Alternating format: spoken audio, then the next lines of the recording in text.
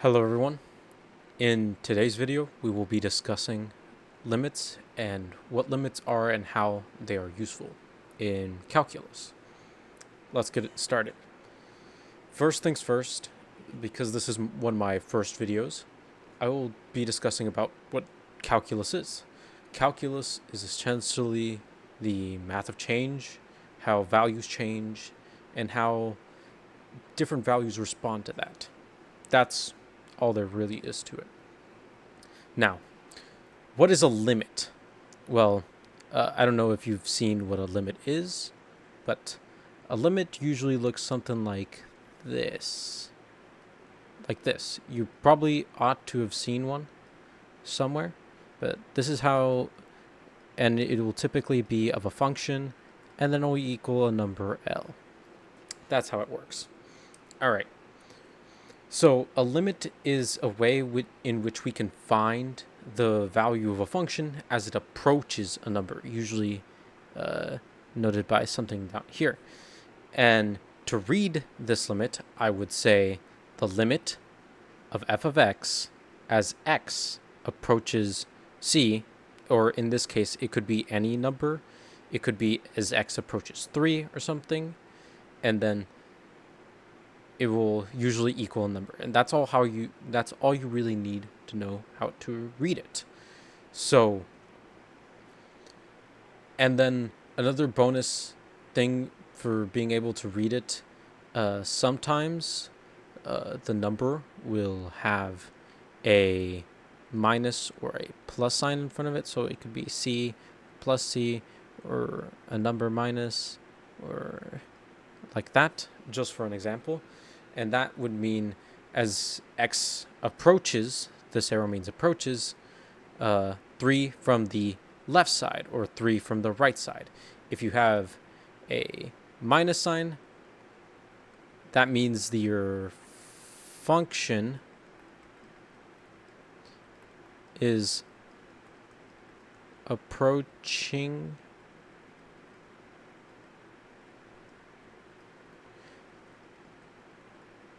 from the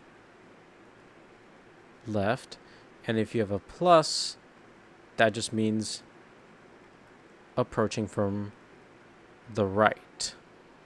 Very simple stuff. Nothing too difficult.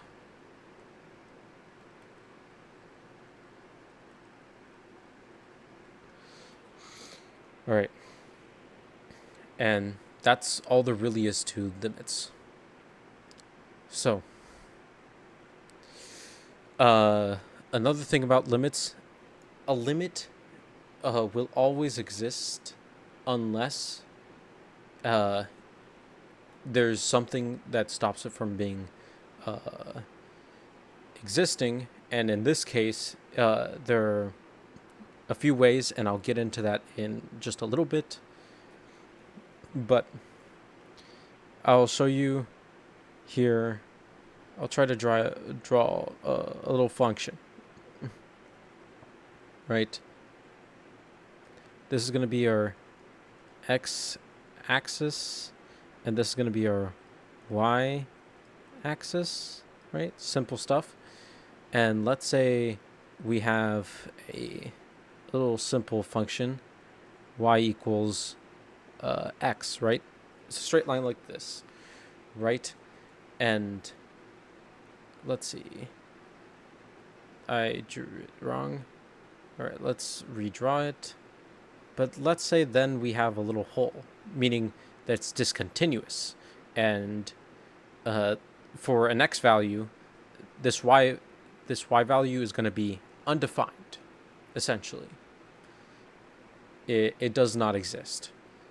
Well, in this case, a limit would still exist, because limits are only used for approaching this value. So even if you had, let's say this, where the discontinuity occurs is 4, the limit, or hold on, the limit as x approaches 4, right? It can be from left or right, it doesn't matter in this time and point. of a function, right, which we know in this case y equals x, but of a function, we'll say that this value is equal to 5, right? And in this case, the limit would exist, and the answer would be 5. Very simple stuff, but there are some cases in which a limit does not exist, and we'll get into that right now. Okay. The cases in which a limit does not exist is whenever we get different right and left behavior.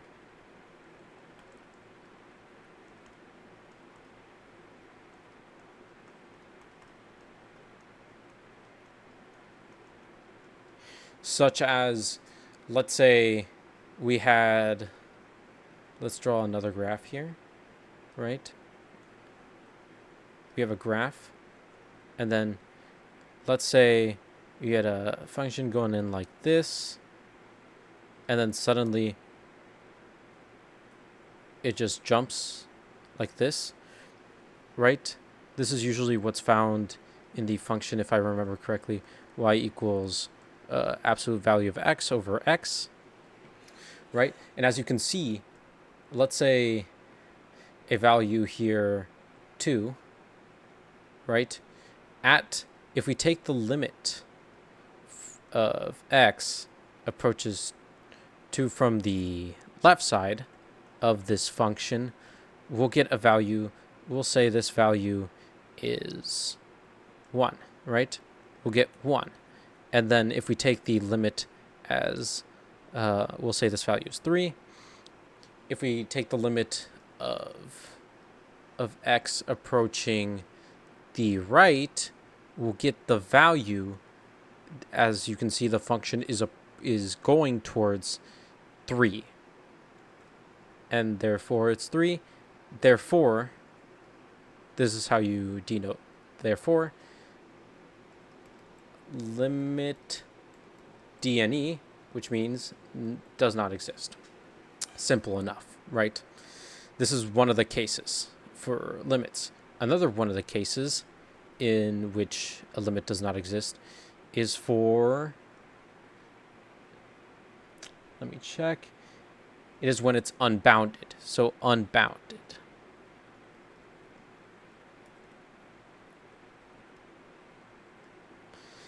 And in an unbounded case, let's say we have a graph. This can be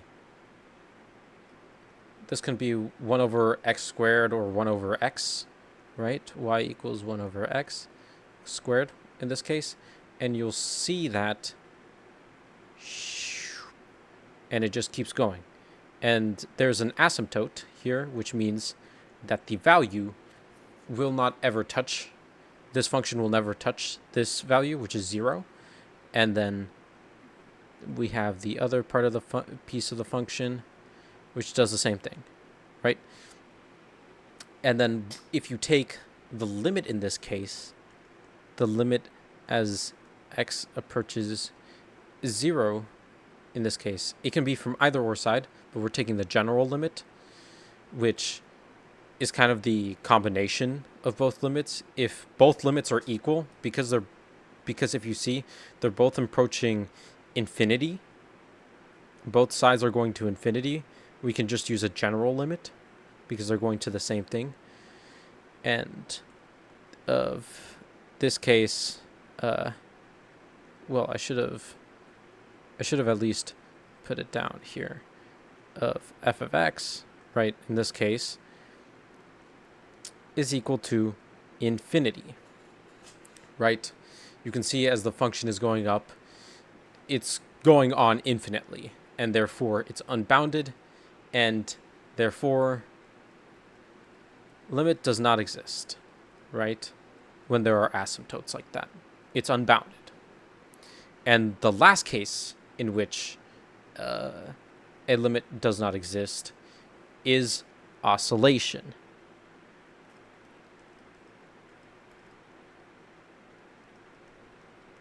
Right? I don't know what a good example would be for oscillation. Usually, the trigonometric functions do this, but basically, you'll start to notice that you'll have a function like this, and then it just starts oscillating so many times, and you just can't tell. And it'll oscillate a bunch of more times, like this, until it just on Desmos it will look something like this, where it's just a stream, a bunch of strings all combined and everything. It's a huge mess. I don't really have a great example for this, but when you take the limit of this function here, right, and let's say at 0, where it's almost you can't really tell what value y is going to be. DNE. We can't tell because it oscillates so much, we can't tell what that number is received. So therefore, the limit does not exist. It's not a case that I've come across too often, but it definitely does happen. And yeah, those are the 3 cases in which limits do not exist. But in every other case, as long as you have a function and both limits, and I'll show x squared, even if there's a discontinuity, meaning that the value doesn't exist, as long as limits from this side and limit from this side, limit from x approaching, we'll say that's 2 from the left, and then limit as x approaches 2 from the right of f of x, you'll see that they'll approach the same value, and in this case it would be something like 4, right? Both of them approach 4, and the overall limit, therefore, is 4, right? When those two match, the overall limit will be that. Simple enough, right? And it also applies if there's just actually, I lost my train of thought, but when there's a hole, it's fine, as long as the function is definitely approaching from either side and is going to that same value, it's fine. Let's get into limit laws. So, give me a second. Limit laws. All right. Here's the limit laws. The first law we're going to look at is the constant law. And this means whenever you take a limit of x of any as x approaches any number, and let's say you have another number such as, we'll say a in this case, but you have a constant c, that limit will always evaluate to c. Simple enough. That's the constant law. The coefficient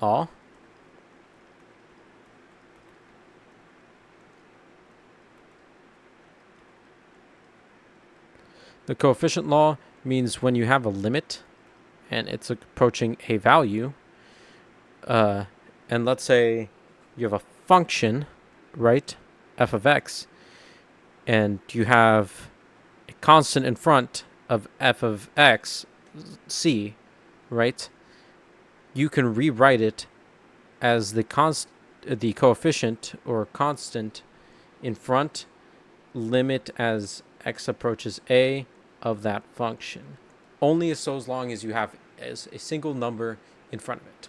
Simple enough. Now we have the sum and the difference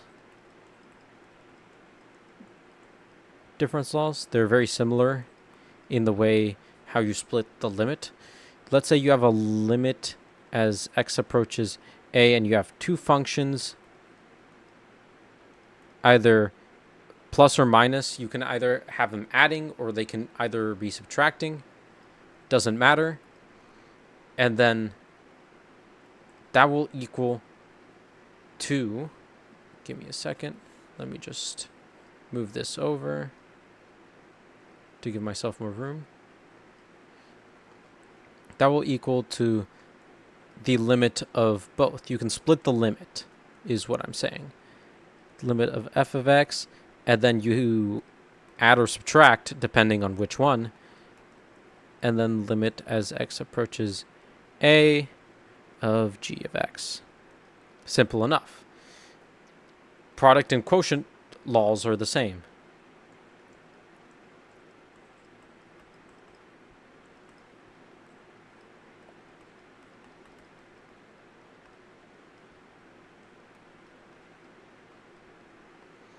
Let's say you have a limit as x approaches a, you have f of x, and then you have g of x being multiplied. Well, you can split the limit and take the product of two limits times the limit as x approaches a of g of x.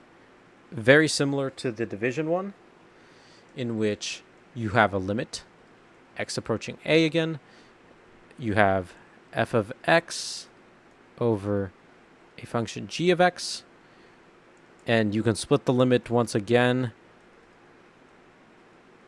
a of f of x divided by the limit, and you can write it in a fraction form too, doesn't matter which way you write it.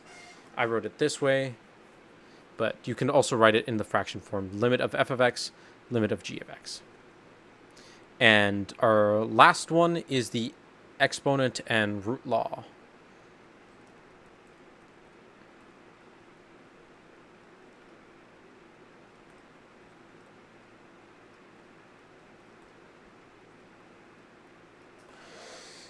And like you might guess, your basic in this one, we're either taking an exponent out of a function or a root out. So let's say you have a function f of x, and that has a square on it. That's the same as saying the limit as x approaches a of a function, all that squared. And the same applies for roots. If you have a function, and let's say you have a root, doesn't matter what kind of root. Essentially, roots and exponents are the same. Hopefully you have learned that. Maybe I'll make a video on that, on simple math rules. X approaches a of f of x, right? And you take the root of that entire thing. You can just basically pull out the root from that. These are just everything you pretty much need to know about limits. Next video will entail about the formal definition of a limit, and another video entailing about definition of the derivative, and another one about limit factoring and how to solve limits, basically. Peace out, everybody.